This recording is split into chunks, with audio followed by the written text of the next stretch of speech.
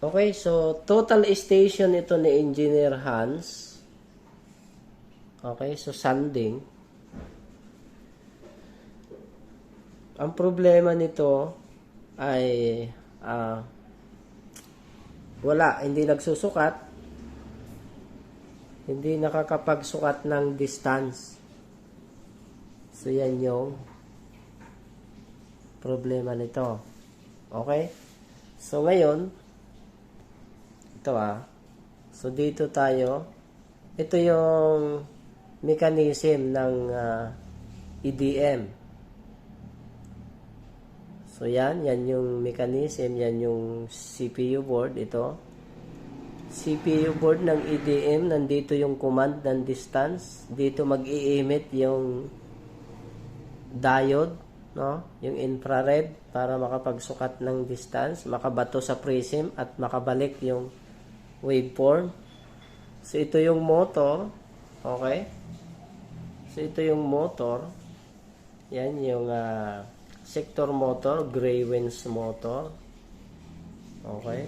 So yun yung mechanism niya. Kaya hindi siya nagsusukat dahil dito may problema to. So yung command nito, bakit di nagsusukat?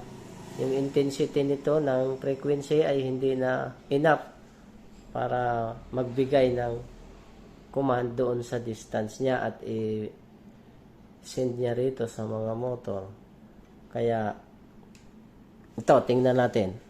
So ito, sisilipin lang natin yan, engineer Ito, so teka, silipin ko lang muna. Silipin ko muna. At teka,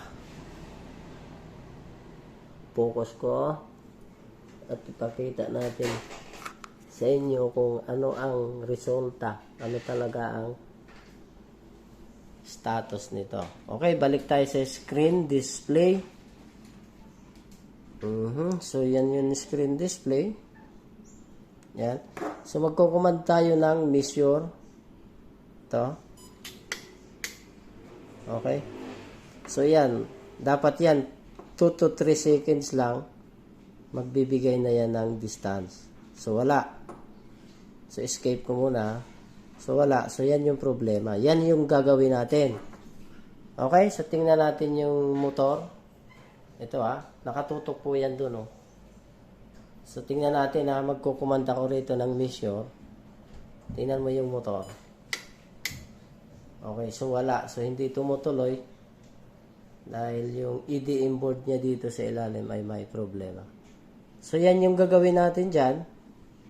At i-update natin kayo, engineer, sa development nito nung sanding total station nyo, no? Now, ngayon, pag ginawa namin ito ay 2 days, okay? Pag nag-go kayo today, hanggang bukas to matatapos. Okay? So, ayun, ibibigay namin sa inyo tong update ng video para makita nyo at magbigay kayo ng approval o kung igugo na ba namin o ano ba. So, kung i-repair naman namin to ay in 2 days, including calibration. Okay? So, yan lang muna ang update. Ayun nakatutok doon, engineer. Then, pagkatapasok siya, dito, yan, isasalang siya dyan, engineer, sa microscope. Okay? Proceed siya sa calibration. Ayun. Ayun, So, same ng model din sila. So, ito, calibrated na yan. Okay?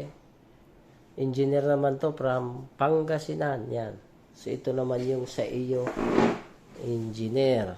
Ayan. So, ito yung sanding ni Leopoldo Florentino. Engineer Leopoldo Florentino. Ito yung hindi nagsusukat. Hindi nagsusukat ng distance. So, pina-repair sa atin. At ito yung part 2 ng video. So, tapos nang i-repair, ikakalibrate na lang namin to. So, nakasalang na siya sa microscope. So, ito, power up natin yung total station ni engineer. Kakalibrate na lang natin to.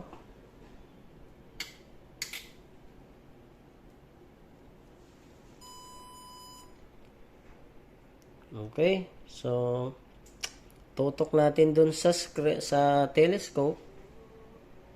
Okay, buka natin. So nakatutok yan dun sa microscope.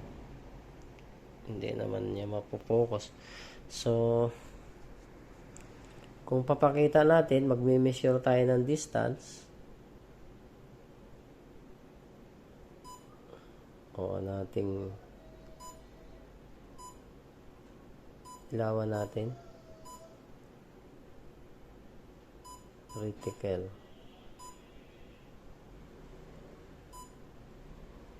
So para makita natin yung screen, so measure tayo ng distance. Okay, so yan, mag-measure tayo ng distance. Okay, so ito, bago natin ni-repair, hindi nagsusukat. So ito, ipakita natin yung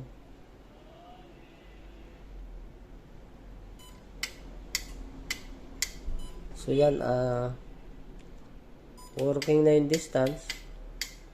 Nakasalang na siya sa calibration. So ika-calibrate na lang ito. Tapos na rin to. Yun. So yan, measure tayo ng distance. Measure distance. Measure natin. Okay. So yun. Nalubat na lang pero working na ito. So calibrated na. So pinakita lang namin yung update ng total station ni Engineer Leopoldo Florentino na repaired na yung EDM. Okay.